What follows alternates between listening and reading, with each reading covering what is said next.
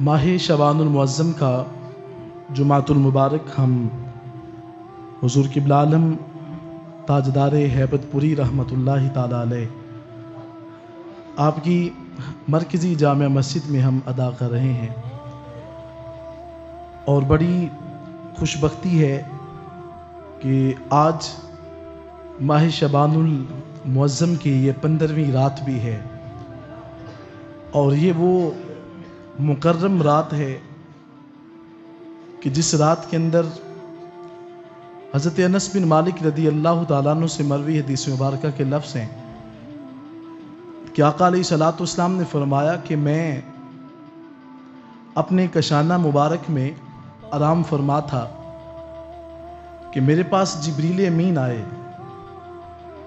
और जिब्रील अमीन हाज़िर खिदमत होने के बाद मेरी बारगाह में अर्ज़ करते हैं कि या रसूल अल्लाह सल्लल्लाहु अलैहि वसल्लम हुज़ूर शबानुल मुअज़्ज़म के अंदर एक ऐसी रात है कि जो 15वीं शब है। तो फरमाया कि हुज़ूर उसका मुकाम इतना है, उसकी शान उस रात की इतनी ऊंची है कि जब वो रात आती है तो अल्लाह ताला अपनी रहमत के 300 दरवाज़ों को खोल देता है और रब्बे कायनात जो है अपने बंदों से पुकार कर खुदा उनसे निदा करता है और फरमाता है कोई मुझसे बख्शिश तलब करने वाला, मैं उसके गुनाहों को बख्श दूं। है कोई वो शख्स जो है जो मुझसे रिज़्क तलब करने वाला, उसके रिज़्क में मैं बरकत अता कर दूं। फरमाया कि उस रात खुदा अपने बंदों से पूछता है।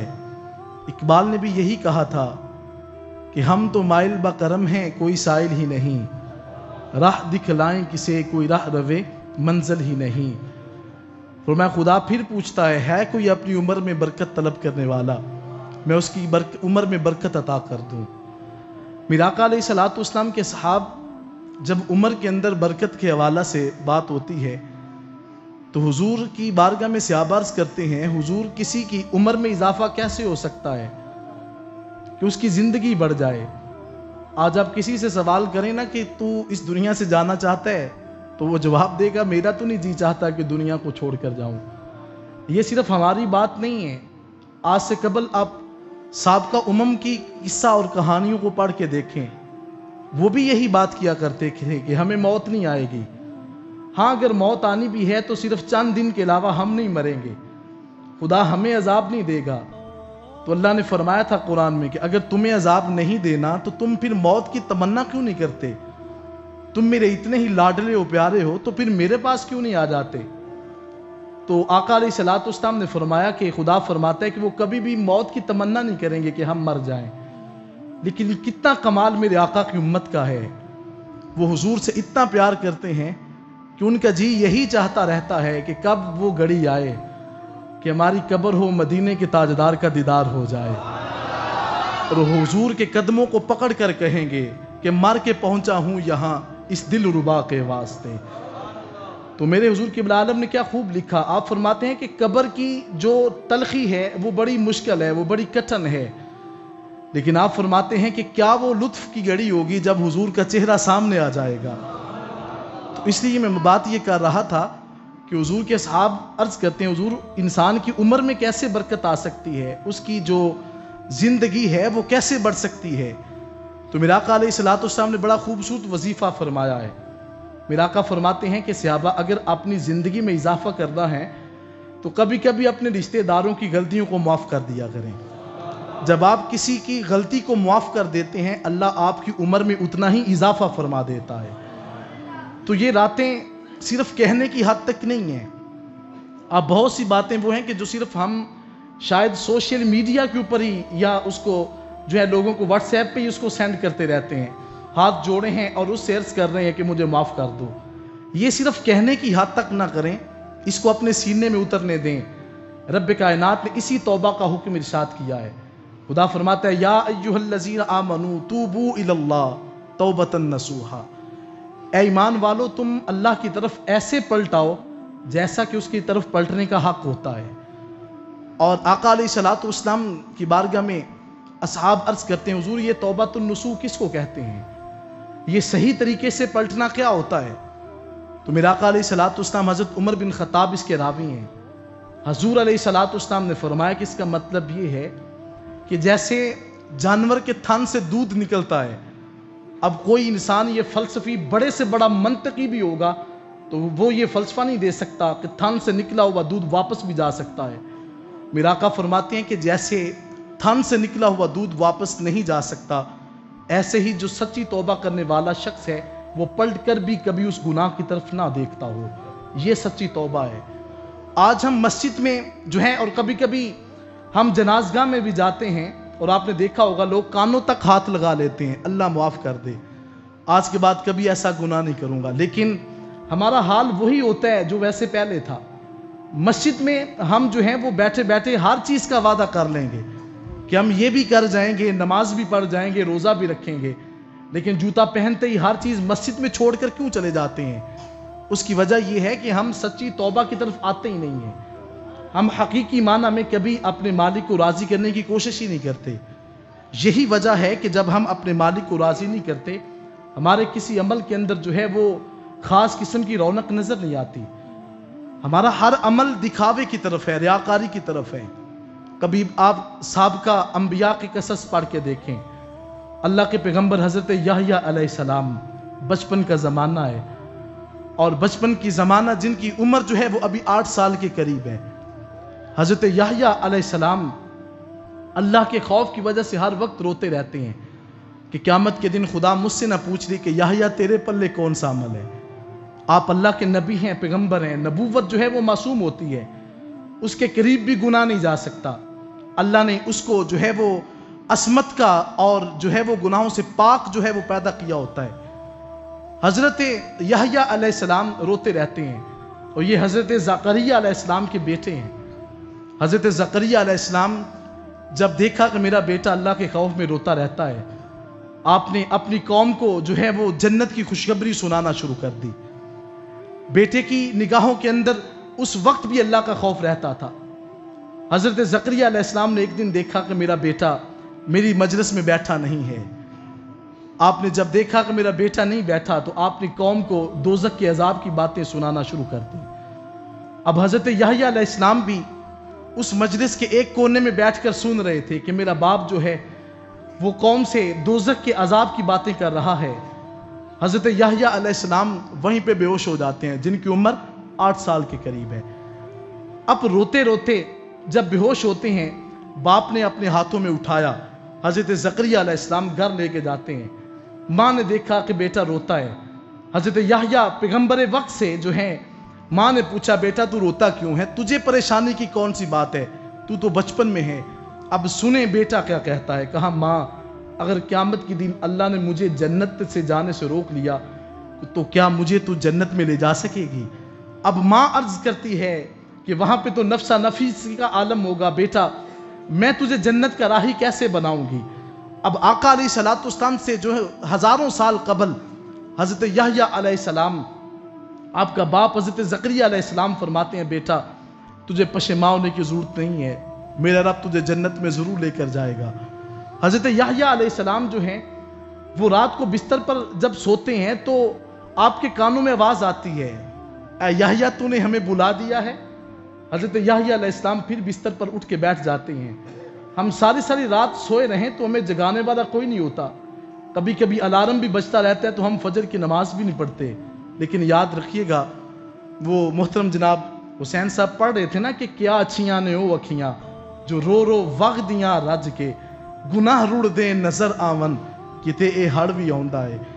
हज़रत याहया अलैहिस्सलाम अपने घर को छोड़कर जो है वो एक गार के अंदर चले जाते हैं। 3 दिन तक आप वहाँ पे रोते रहे। आपके वालिदैन जो हैं हज़रत ज़करिया अलैहिस्सलाम आपकी ज़ौजा मोहतरमा ढूंढते ढूंढते गार के मुंह पे पहुँचते हैं। वहाँ पे एक चरवाहा था जो बकरियाँ चरा रहा था। आपने उन चरवाहा उससे पूछा कि इधर कहीं तूने याहया को तो नहीं देखा? फरमाया मैं तो याहया को जानते ही नहीं कि वो कौन है। फरमाया हाँ इतनी बात ज़रूर है कि इस गार के मुंह के ऊपर कोई रोता है और उस बच्चे के रोने की वजह से मेरी सारी बकरियां उस गार के मुंह की तरफ जाती हैं। एक मैं बात आपको समझाने लगा हूं, उन बकरियों को पता था कि ये रोने वाला आम नहीं है, یہ پیغمبر وقت حضرت یحییٰ علیہ السلام ہے۔ ان بکریوں کو علم تھا کہ یہ وقت کے نبی ہیں، اور پھر حضرت عائشہ صدیقہ رضی اللہ تعالیٰ عنہ فرماتی ہیں کہ میرے گھر کے اندر ایک بکری بندھی ہوتی تھی، جب حضور گھر آتے تو وہ سکون سے بیٹھ جاتی، اور جب حضور چلے جاتے تو وہ پھر بدکتی تھی، ڈرتی تھی، اچھلتی کودتی تھی۔ میں نے ایک دن حضور سے پوچھا، یا رسول اللہ صلی اللہ علیہ وسلم، حضور آپ کے ہوتے ہوئے اس کو بڑا چین ہوتا ہے، آپ جاتے ہیں تو یہ بے چین ہو جاتی ہے، اس کا قرار مٹ جاتا ہے۔ تو میرا آقا فرماتے ہیں عائشہ تجھے کیا پتا ہے، اس کو چین تب ملتا ہے جب یہ مجھے دیکھ لیتی ہے، اس کی تسکین تب ہوتی ہے جب یہ میرا دیدار کر لیتی ہے۔ تو میرے حضور قبلہ عالم نے بھی خوب لکھا، فرماتے ہیں اکھیاں سامنے دل بر ہوئے او اکھیاں پھر اکھیاں، جے دل بر نہ ہوئے سامنے او اکھیاں کیوں رکھیاں۔ اور میرے حضور قبلہ عالم نے لکھا نا کہ حال جدائی او کوئی جانے جس دا یار پیارا۔ تو فرمایا کہ یہ بڑے مقام کی بات ہے، یہ بڑا شرف حاصل ہوتا ہے اس کو جس کو اللہ جو ہے رونے کی توفیق عطا فرما دیتا ہے۔ حضرت داتا علی اجویری رحمت اللہ تعالیٰ علیہ، آپ کی بارگاہ میں ایک مرید حاضر ہوتا ہے، عرض کی حضرت آج تک کبھی رونا ہی نہیں آیا۔ آپ فرماتے ہیں اگر رونا نہیں آتا تو اس کے پاس بیٹھا کرو جو روتا ہے۔ عرض کی حضور پھر کیا ہوگا؟ فرمایا اس کے اثرات تمہارے اوپر ہوں گے، جب اس روتے ہوئے بندے کو دیکھو گے تو تمہیں بھی رونا آ جائے گا۔ اللہ کو وہ بندہ بڑا ہی پیارا لگتا ہے جس کی آنکھوں سے آنسو بہہ نکلتے ہیں۔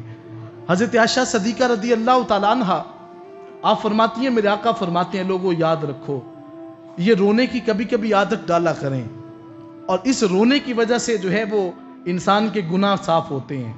حضرت عائشہ صدیقہ رضی اللہ تعالیٰ عنہ آپ فرماتی ہیں کہ میرے آقا نے ارشاد فرمایا، صحابہ اگر کوئی شخص جو ہے مکھی کے سر جتنا بھی اس کی آنکھوں سے پانی نکل گیا تو میرے آقا فرماتے ہیں قیامت کے دن اللہ اس پر جہنم کو حرام کر دے گا کہ یہ اللہ کے خوف کی وجہ سے ایک لمحہ رویا ہے۔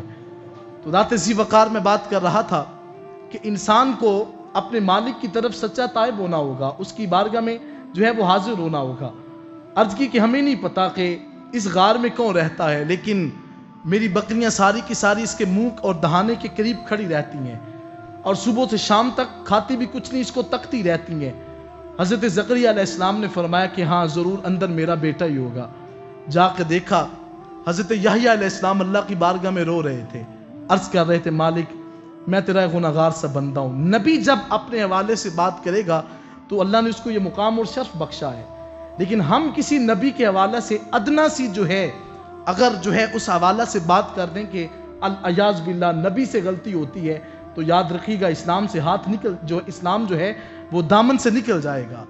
نبی اپنے بارے میں جو چاہے کہتا رہے، جیسے رب کائنات نے قرآن کریم فرقان حکیم میں ارشاد فرمایا ہے کہ حضرت جو ہے وہ یونس علیہ السلام اللہ کے پیغمبر گزرے ہیں، آپ نے اللہ کی بارگاہ میں اور یہ شہر نینوا کی طرف جو ہے ان کی نبوت اور 28 سال کے عرصہ میں انہوں نے نبوت کا جو کام تھا سلسلہ تھا اس کو جاری کیا۔ حضرت یونس علیہ السلام کی قوم جو ہے اس بات کو تسلیم نہیں کرتی کہ آپ اللہ کے پیغمبر ہیں، راہ راست کی طرف نہیں آتی۔ حضرت یونس علیہ السلام نے ہاتھ اٹھائے، عرض کی مالک یہ قوم مجھے ماننے والی نہیں ہے، یہ میری بات کو تسلیم نہیں کرتی، اے میری قوم، اے میرے رب جو ہے اس قوم کے اوپر اپنی طرف سے عذاب نازل فرما۔ یہ دعا کر کے تو حضرت یونس علیہ السلام نکل پڑتے ہیں۔ جب حضرت یونس علیہ السلام اپنی قوم کے لیے بد دعا کرتے کرتے نکل کے پڑے تو درمیان میں دریا پڑتا ہے جس کا نام دریائے فرات تھا۔ آپ نے وہاں ایک کشتی تھی، اس کے اندر قدم رکھا اور وہ جو کشتی ہے وہ ڈوبنے کے قریب آتی ہے۔ لوگوں نے پوچھا کون ہے شخص جس نے اپنے آقا کی جو ہے وہ حکم نافرمانی کی ہے۔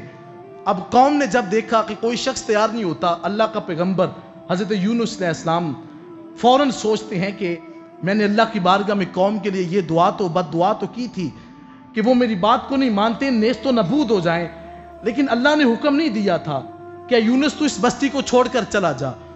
ذہن میں خیال آتا ہے کہ ضرور میرا رب مجھ سے ناراض ہے۔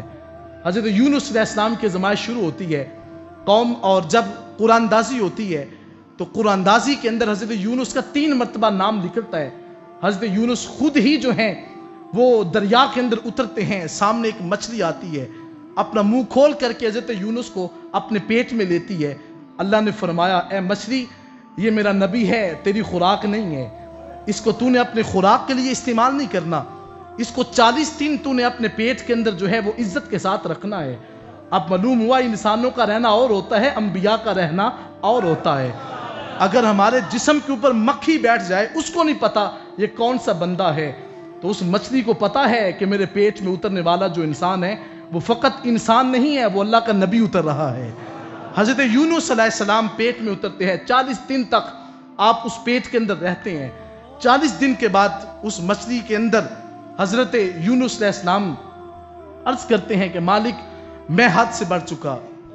اب فرمایا عرض کرتے رہے کہ مالک میں حد سے تجاوز کرنے والا تھا، میں تیری بارگاہ میں عرض کرتا ہوں کہ آج کے بعد کبھی حد سے تجاوز نہیں کروں گا۔ حضرت یونس علیہ السلام کی دعا قبول ہوتی ہے، مچھلی کے پیٹ سے جب باہر آتے ہیں، اللہ نے ایک درخت جو تھا اس کو جو ہے تناور، حضرت یونس علیہ السلام کا جسم ایسے ہو چکا تھا کہ جیسا جب پرندہ کسی اپنے بچے کو جنم دیتا ہے، آپ کا پیٹ جو ہے، آپ کا جسم جو ہے نرم ہو چکا تھا۔ جب باہر آتے ہیں تو ایک درخت جو ہے وہ تناور ہوتا ہے۔ حضرت یونس علیہ السلام کے سامنے اللہ کے حکم سے اس کی ایک شاخ کٹتی ہے، جب اس کی جڑ کٹتی ہے تو وہ تناور جو درخت تھا وہ خشک ہونا شروع ہو جاتا ہے۔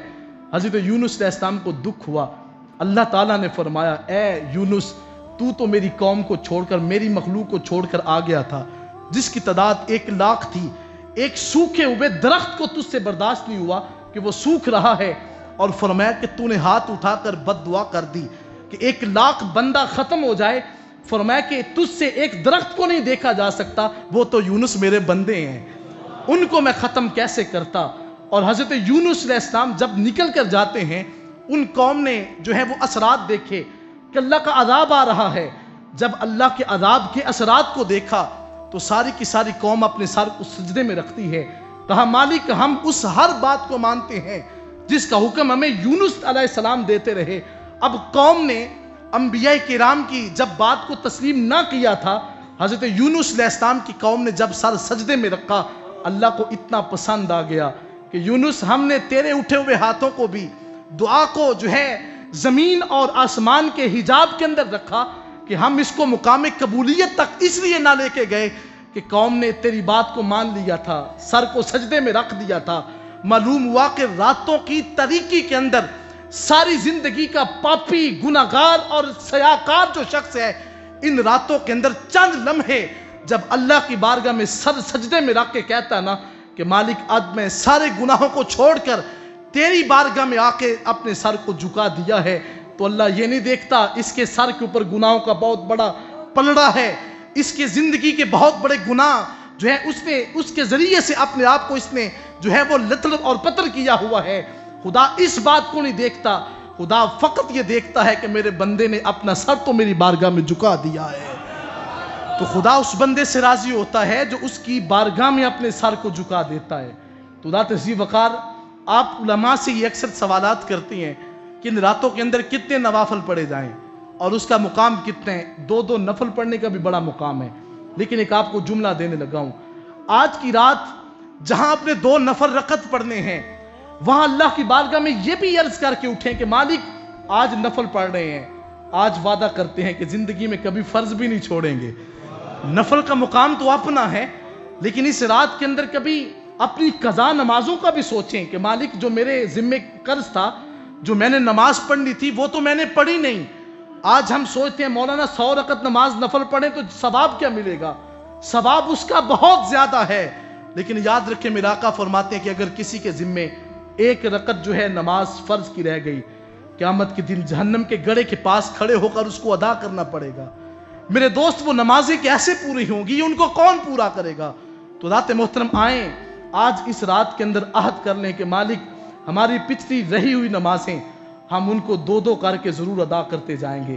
یاد رکھیے گا سن بلوغت سے لے کر موجودہ زندگی تک آپ کے اوپر نماز یوں فرض ہے جیسے شیخ سعدی فرماتے ہیں مثل قرض ہم چودین چودہ، تیرے اوپر اس طرح فرض ہے کہ جیسے تو نے کسی کا قرض دینا ہوتا ہے۔ شہید سے بڑا مقام کسی کا نہیں ہے، انبیاء صدیقین کے بعد جو مقام ہے وہ شہداء کا ہے، لیکن یاد رکھیے گا اتنا بڑا مقام ہونے کے بعد بھی میرا آقا پوچھا کرتے تھے اس شہید نے کسی کا قرض تو نہیں دینا؟ اگر شہید کا قرض دینا ہوتا تو میرا آقا فرماتے ہیں قیامت کے دن اس کا ہر گناہ معاف ہو جائے گا، لیکن اس کا قرض کبھی معاف نہیں ہوگا۔ علماء فرماتے ہیں نماز اے انسان تیرے اوپر قرض ہے، تو نے یہ جو ہے قرض ادا کرنا ہوگا۔ کون سے پیر ہیں جو بے رخی کے ساتھ کہہ دیتے ہیں تیری نمازیں میں نے پڑھ لی؟ یاد رکھیے گا میرے حضور قبلہ عالم فرماتے ہیں قیامت دا میدان لگنا ضرور ہے جتے او جو وچ دنیا اج ہار دیئے۔ فرمایا قیامت کے میدان کے اندر پتہ چلے گا کہ انسان کون سا ہے جو سنت مصطفیٰ پر پیرے دینے والا ہے، اور کون سا وہ شخص ہے جو حضور کی سنت سے بغاوت کرنے والا ہے۔ رات ذی وقار یاد رکھیے گا میرے حضور قبلہ عالم نے فرمایا پیر تو مرید تیرا دوہاں شریعت لگ دیئے، فرق پہ آجے بال برابر بدنامی دو جگ دیئے۔ روزہ میں نے اپنا رکھنا ہے، میں نے نماز اپنی ادا کرنی ہے، آپ احباب نے روزہ اپنا رکھنا ہے، نماز آپ نے اپنی ادا کرنی ہے۔ آپ اپنی ادا کریں گے تو کل قیامت کے دن آپ سرخرو اور کامیاب ہوں گے۔ قبلہ پیر صاحب کی موجودگی میں یہ بات کر رہا ہوں، اگر آپ روزہ اپنا رکھیں گے تو ادا ہوگا۔ میرا روزہ اپنی ذات کا ہے، میری نماز اپنی ذات کی ہے، میں آپ کو یہ کبھی نہیں کہہ سکوں گا کہ آپ کو نماز پڑھنے کی ضرورت نہیں، میں پڑھ دوں گا، ہرگز نہیں۔ میری نماز وہ ہے جو میں پڑھ رہا ہوں۔ میرے حضور قبلہ عالم نے کیا خوب لکھا، آپ فرماتے ہیں بندے تیری نماز اچھی، تیری انداز اچھی، محبوب بے مثل کا آستانہ دکھا دیا۔ تو کبھی بھی ان جو ہے وہ غلط اور غلط فہمی کے اندر اپنے آپ کو جو ہے وہ مت ڈالیے گا کہ شاید ایسے ہی زندگی گزر رہی ہے اور خدا ایسے ہی راضی ہو جائے گا، ہرگز نہیں۔ اپنے آپ کو نوافل سے نکال کر جو ہے وہ فرائض کی طرف لے کے آئیں۔ فرائض وہ ہیں جو ہمارے اوپر لازم ہیں۔ ہاں 2 رکعت نفل پڑھیں گے اس کا مقام اتنا ہے۔ حضرت عیسیٰ علیہ السلام اللہ کے پیغمبر ہیں، آپ نے فرمایا کہ ایک 400 سالہ شخص کو دیکھا کہ جو ایک منبر پہ اور محراب میں کھڑا اللہ کی عبادت کر رہا تھا۔ حضرت عیسیٰ علیہ السلام نے اس سے پوچھا کتنے سال سے ادھر کھڑے ہو؟ کہا 400 سال بیت گئے مجھے اللہ کی عبادت کرتے ہوئے۔ حضرت عیسیٰ عرض کرتے ہیں باری تعالیٰ اس سے بڑا تو مقام کسی کا نہیں ہے۔ عاطف سے آواز آتی ہے اے میرے پیغمبر اس نے تو 400 سال گزارے ہیں، سن 15ویں شبان آئے گی میرے حبیب کا امتی ہوگا، جو اس رات کے اندر 2 رکعت نفل ادا کرے گا اس کا مقام اس 400 سالہ عبادت کرنے والے بزرگ سے اونچا ہو جائے گا۔ یار یاد رکھیے جو فقط نفل پڑھتا ہے وہ 400 سالہ بزرگ سے مقام اس کا اونچا ہے، اور جو فجر کی نماز با جماعت پڑھتا ہوگا اس کا مقام کتنا اونچا ہوگا۔ تو اس لیے کبھی بھی ان باتوں کو نہ نکلنے دیں، اور اس بات کے اندر اپنے ذہن کو اور اپنے آپ کو ڈالیں، اپنی جو ہے وہ کفیت کو اور اپنے آپ کو مجبور کریں کہ ہم نے فرض کو کبھی ترک نہیں کرنا۔ اور یہ 15ویں شبان کا روزہ اس کا بڑا اونچا مقام ہے، ضرور رکھیں، لیکن یہ تیاری کریں کہ ماہ سیام آ رہا ہے، ہم نے خود بھی روزہ رکھنا ہے، اپنے بچوں کو بھی عادت ڈالنی ہے، اور اپنے بڑوں بزرگوں کو بھی اس بات کا درس دینا ہے۔ اللہ میری اور آپ کی حاضری کو شرف قبولیت عطا فرمائے، ہمیں حقیقی معنی میں خدا مسلمان بنائے۔ وآخر دعوانا ان الحمدللہ رب العالمین۔